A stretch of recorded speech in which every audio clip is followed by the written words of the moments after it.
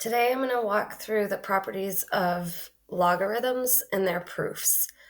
This is one of those things I think it's very important for you to know where the properties are coming from. I am not expecting you to be able to do these proofs on your own. But so right now, if you'd like to take notes, if you want to pause as I go through, that's fine. Or if you just want to look at through it in one shot and just try to understand what I'm doing, try to follow me, I think that would be useful as well.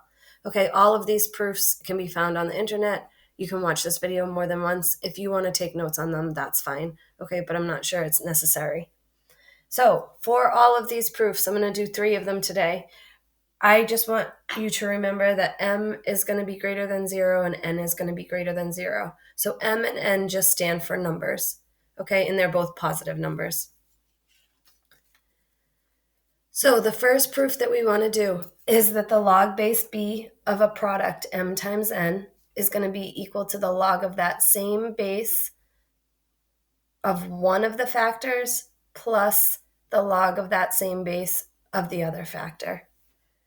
Okay, and to start this proof, we are going to let x equal log base b of m and y equal log base b of n. So we are just naming our first expression x and our second expression y. So the next thing that we want to do is we want to write each of these in exponential form. So if we convert x equals log base b to m, we get b to the x equals m. And if we convert y equals log base b of n to exponential form, we get b to the y equals n. Next, we want to multiply b to the x times b to the y. But we saw in the line above that b to the x is equal to m and b to the y is equal to n. Okay, so if we're multiplying b to the x times b to the y, that's the same as what those two things are equal to, m times n. Next, we're going to use the property of exponents. Okay, so if we have the same base, we know we need to add their exponents. Okay, and the right-hand side doesn't change. So next, we want to rewrite this in logarithmic form. So the expression b to the x plus y equals m times n is equivalent to log base b of the product m times n equals x plus y. Okay, and to check that backwards, b raised to the x plus y equals mn, which is our line above.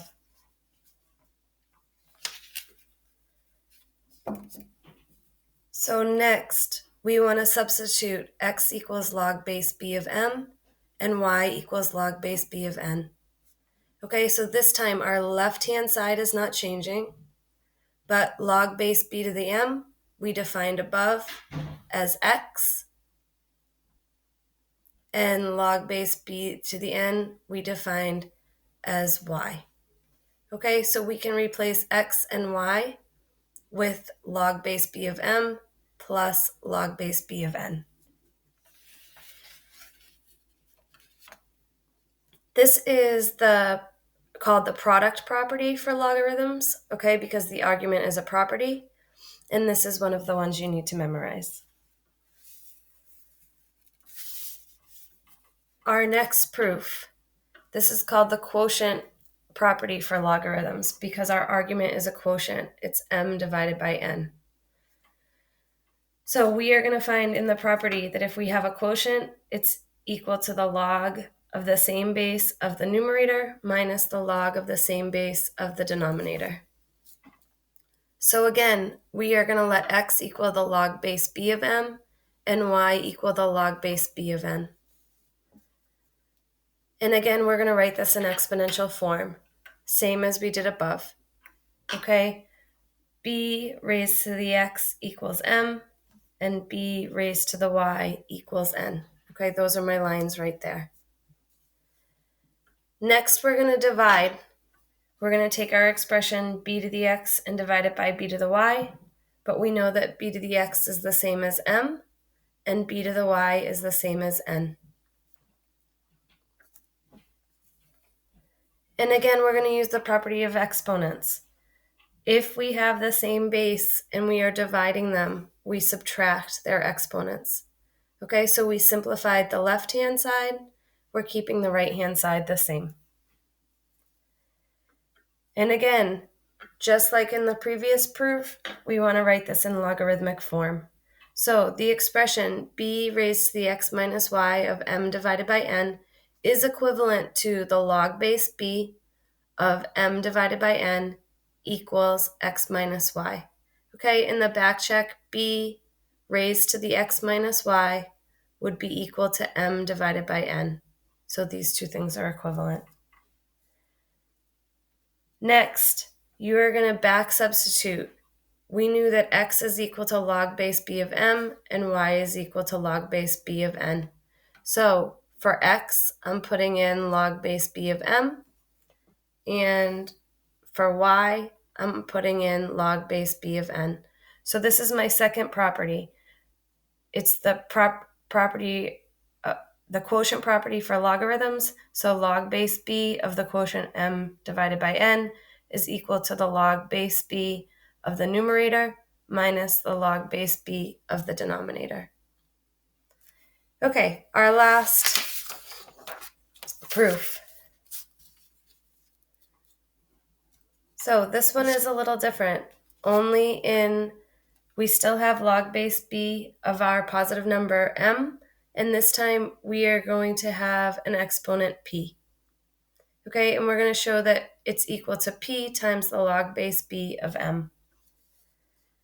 We're starting out exactly the same, or similar. I'm sorry, not exactly the same. X this time is going to be equal to our left-hand side, so log base b of m raised to the p. And when we write that in exponential form, we get b to the x is equal to our argument, which is m raised to the p. I would not expect you to know this and to see this, okay? It's not intuitive. As if you study math and you do more proofs, it's sort of a trick that you learn. But we are going to raise both sides of our equation to the 1 over p power, okay? And so when we raise an exponential expression up to another exponent, okay, we see that we multiply the exponents. So x times 1 over p is equal to x over p, and p times 1 over p is equal to 1. Okay, so our expression is going to simplify to b raised to the x over p equals m. Next, we want to rewrite this in logarithmic form. So the log base b of m is equal to x over p. So again, you can see b to the x over p is equal to the argument m. So again, we are going to back substitute. Above, we defined x equals log base b of m to the p. So we're keeping the left-hand side the same. But for x, we're writing in log base b of m to the p. Okay, in the denominator, p is staying the same. Next, we are going to multiply both sides by p. Okay, so let's think about what that looks like. We put in times p on both sides. Okay, so our left-hand side simplifies to p log base b of m.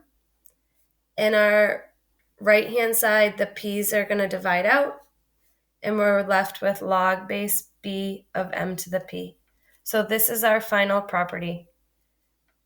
Okay, so basically, if you have an exponent on your argument, you can bring that out in front as your coefficient.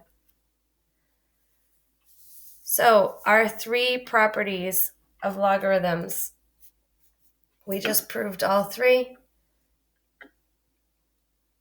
These are properties that you want to memorize.